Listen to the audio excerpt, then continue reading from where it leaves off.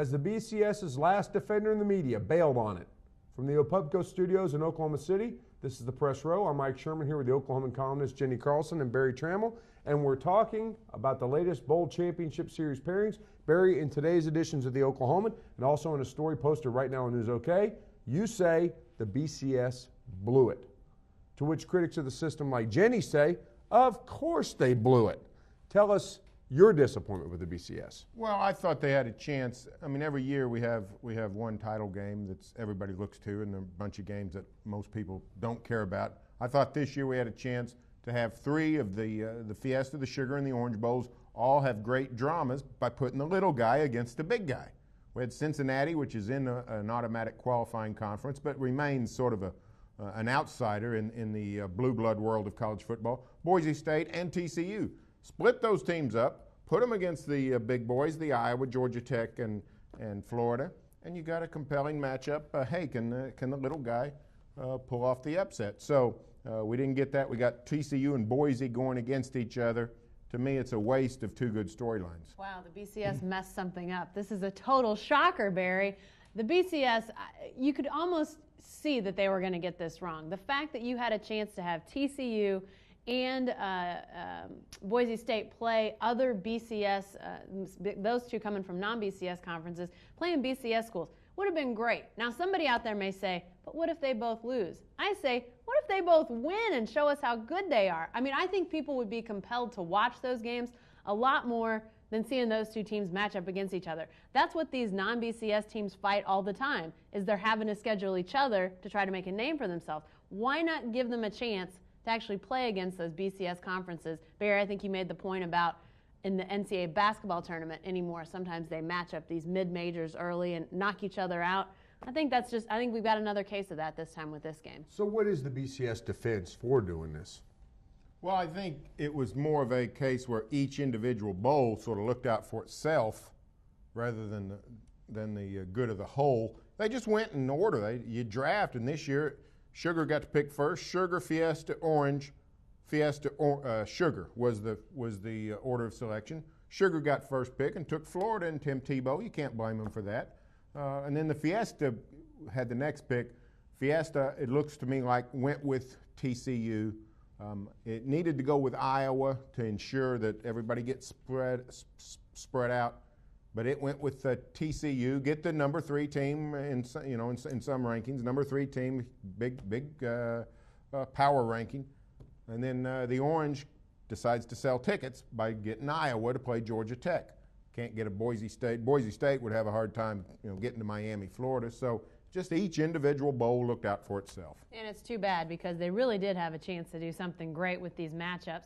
And, I know that they pick individually, but you can't tell me that somebody in that BCS room couldn't have said to them, let's get this right, guys. Yeah, I would agree. I don't know why you couldn't have some discussion and some cooperation. Listen, we were there when Oklahoma and Boise State played. Didn't turn out well for the Sooners, but that was a fabulous sporting event, and it was a fabulous development in American sport for a little guy to show up and say, here's what I can do. We saw it last year with Utah beating Alabama. It's a great storyline for the Bowls.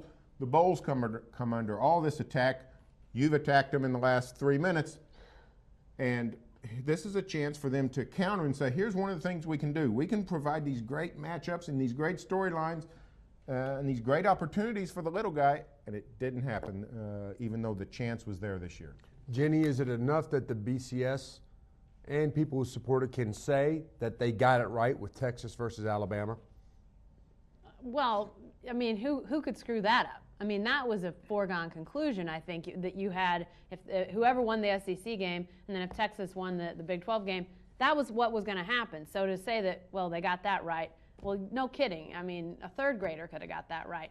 So I think, the Bowls have become, other than the national championship game, the Bowls have become really irrelevant beyond the fans of those particular teams. I mean, not many people will rearrange their schedule and say, hey, I have to be home this night to watch the Papa John's Bowl. And I think, unfortunately, the way the BCS did these matchups, there's not going to be a lot of people that say, hey, I have to watch that Orange Bowl. I have to watch that Sugar Bowl. And they had a chance to really have a complete slate of bowls that people would have said, I want to make sure I'm in front of my TV to watch that game. And that's really too bad.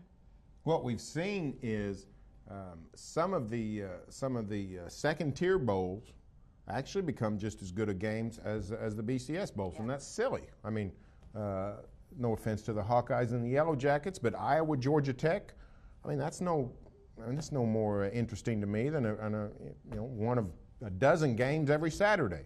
So I think these bowls need to do a better job, and if they're going to use this current format, which, as I've said, I'm not a big critic of. I don't mind this current format, but if you're going to have this format, at least make sure that you do everything possible to have great games. As far as criticism of the BCS, look, they sold the rights of it to the World Wide Megaphone, ESPN, a 4-year deal that starts in 2011, and then they go out and hire an Oklahoman, the nicest guy in sports media in America. So you really don't hear a lot of criticism out there right now. Are we stuck with the BCS now forever, Jenny? I sure hope not. I think at some point it will change. I think we'll see the progression go to something that looks more like a playoff. I've always said that you can incorporate a playoff and the bowl system. I think, like I said before, the bowls are, except for the national championship game, really mostly relevant to the teams that are participating, those teams and their fans. That can still be the case. Go ahead and leave those bowls in place, but have an 8-team playoff that really tells us who the national champion truly is. But you're right, the fact that ESPN's now on board, how is that going to shape their criticism and their analysis of the BCS? Is what it's done. Yeah, I mean, are we going to, I heard Pam Ward say something the other day on a telecast that I thought, I wonder if her cell phone rang in the next break and somebody was going crazy in her ear about what she just said. You wonder how that's going to happen. And then obviously Bill Hancock now having a chance to talk to the media, explain what's going on. Is that going to temper some things? I'm sure it's going to have an effect. I just have to think the progression will continue. I think this system is better than the old system, but I wish college football would keep walking down the path to getting it truly right. Well, I think I don't think ESPN's sign up with the bowls with the BCS is going to affect anything.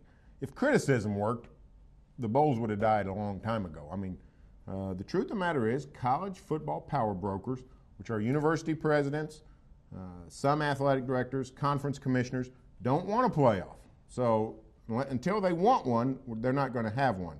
I do think a 4-team playoff, the +1 game, the system, the structure is in place for that. That's what this extra BCS title game, that was that format designed specifically for that. So we could go to a 4-team playoff sometime in the near future, next decade or so, but nothing beyond that. Thanks, guys. That's all for this edition of the Press Row, but you can stay with the best coverage team anywhere, every day at News OK, and every morning at the Oklahoman.